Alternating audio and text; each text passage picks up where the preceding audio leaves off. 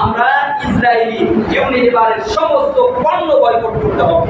ইউনিলিভারের ইসরায়েলের কোনো পণ্য যদি কেউ গ্রহণ করে, যদি সেগুলো ব্যবহার করে, তাহলে বুঝতে হবে সে ফিলিস্তিনের পক্ষে নয়, সে কুলাঙ্গার ইসরায়েলের পক্ষে। এটা আমি মানতে হবে, কারণ সমস্ত কিছুর উৎস হলো সম্পদ। সমস্ত কিছুর উৎস কি? সম্পদ। কি বলেন? সমস্ত কিছুর উৎস সম্পদ না, টাকা না? এই বাংলাদেশ থেকে, পশ্চিম বিশ্ব থেকে ইসরায়েল প্রতিনিয়ত প্রতিদিন কোটি কোটি বিলিয়ন টাকা ইনকাম করে নিয়ে যাচ্ছে। কিভাবে নিয়ে যাচ্ছে? এই ব্যবসা করে, এই সমস্ত প্রোডাক্ট আপনারা আমার মধ্যে বিক্রি করে নিয়ে যাচ্ছে। আর সেগুলো দিয়ে তৈরি করতেছে মিসাইল, সেগুলো দিয়ে তৈরি করতেছে বোম, সেগুলো দিয়ে তৈরি করতেছে পারমাণবিক অস্ত্র, আর মুসলমানদের হৃদয়কে খান করে দিচ্ছে। ঠিক না? মসজিদে আকসাকে খান করে দিচ্ছে সেই সমস্ত অস্ত্র দিয়ে। তাহলে সব যদি ঘুরে ফিরে আমরা অ্যানালাইজ করি, তাহলে দেখা যায় আমরাই মূলত দায়ী। ঠিক না? মূলত দায়ী আমরা, কারণ সম্পদ দিতেছি, টাকা ইনকাম সোর্স তৈরি করে দিচ্ছি আমরা। এজন্য সমস্ত কিছু করতে হবে। অনলাইন সোশ্যাল মিডিয়ায় সমস্ত পণ্যের তালিকা রয়েছে, আমার কাছে আছে, সবগুলো বিস্তারিত আলোচনা করব না।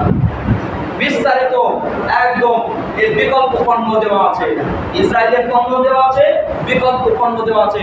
বিকল্প পণ্য যদি নিকৃষ্টতম হয় ওইটাই গ্রহণ করবেন, ভালোটা গ্রহণ করার দরকার নাই। নাকি আছে? তাকে চিন্তা করবেন ইসরায়েলের পণ্যটা ভালো, বাংলাদেশের কোম্পানিটা ভালো না, ওইটাই গ্রহণ করি। তাহলে বুঝতে হবে আপনি ওই রক্ত পিপাসুদের স্বামী, রক্ত পিপাসুদের স্বামী। আপনি খারাপটা খান। তারা না খেয়ে মারা যাচ্ছে, তারা ইফতারি করতেছে, সেহরি করতে পারতেছে না, সেহরি করতে পারতেছে, ইফতারি করতে পারতেছে না। তারা ঠিক মতো এক সেকেন্ড ঘুমানোর মতো সাহস তারা দেখাইতে পারছে না। তারা পুরো আকাশের নিচে রয়েছে, আর আপনি ভালোটা খাওয়ার জন্য সেই ইসরায়েলের পণ্য গ্রহণ করছেন। আপনার মতো মুনাফিক মুসলমানের কাতারে থাকার দরকার কোনো দরকার নাই। খারাপটা খাবে, প্রয়োজনে না খেয়ে থাকবে, না খেয়ে থাকবে, প্রয়োজনে না খেয়ে থাকবে। বিশেষ করে এই যে ঈদের সময় কোকোকোলার ভিড় চলে, তাই না?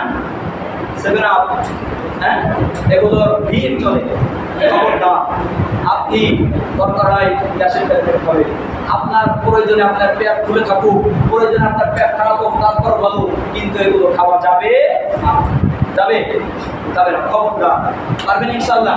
এই একটা কাজ করতে পারবেন ইনশাআল্লাহ। খালি সারা বিশ্বের মুসলমানেরা যদি এই প্রোডাক্টগুলি বর্জন করতো, ইসরায়েলি প্রোডাক্টগুলি যদি বর্জন করতো, তাহলে 1 বছর লাগতো না, 6 মাসের মধ্যে, 2 মাসের মধ্যে ওই ইসরায়েল মুসলমানদের কাছে মাথা নিয়ে দিত। আক্রমণ করা তো দূরের কথা, কারণ পেটে ভাত তখন আর যুক্ত, আক্রমণ করা তো দূরের কথা, খাইতেও পারতো না ভালো করে। এজন্য ইমানের দাবি থেকে বললাম, পারবেন ইনশাআল্লাহ এই কাজটা করতে? আগে দেখে নেবেন এই যে প্রোডাক্টটা কিনছেন সেটা কোন কোম্পানির, ইসরায়েলি পণ্য কিনা। যদি ইসরায়েলি পণ্য হয় সেটা বয়কট করবেন। আর দোকানদাররাও চেষ্টা করবেন সেটা না রাখার জন্য, মানুষকে বুঝিয়ে ওইটাই দিয়ে দিবেন, বিকল্প পণ্য দিয়ে দিবেন। ইসরায়েলি পণ্য রাখার দরকার নেই, ব্যবসা একটু কম হলেও আল্লাহর কাছে দাম আপনার বেড়ে যাবে। ঠিক না? আল্লাহর কাছে দাম বেড়ে যাবে। দুনিয়ার যদি আপনি ব্যবসা একটু লোকসানের মধ্যে করেন, কিন্তু আখিরাতের ব্যবসায় আপনাকে সফল করে দিবেন কে? ঈদের সময় তো সর্বশেষ জুমা, আমাদের রমজানের সর্বশেষ জুমা, আর ঈদের সময় এই খুব একটা আমাদের ওই পণ্যগুলো ক্রয় করা হয় খুব বেশি। ঈদের সময় তো বয়কট করবেনই, জীবনের জন্য, টোটাল জীবনের জন্য কোনো বর্জন করে দেয়। কারণ ইহুদিরা কোনো মুসলমানের বন্ধু হতে পারে, ওরা আজীবনের জন্য আদু মুবিন, আল্লাহ বলেছেন স্পষ্ট শত্রু, স্পষ্ট শত্রু, কোনো ব্যাখ্যা বিশ্লেষণ করার দরকার নেই। ইহুদি খ্রিস্টানরা মুসলমানের শত্রু আজীবন, এই আজীবন।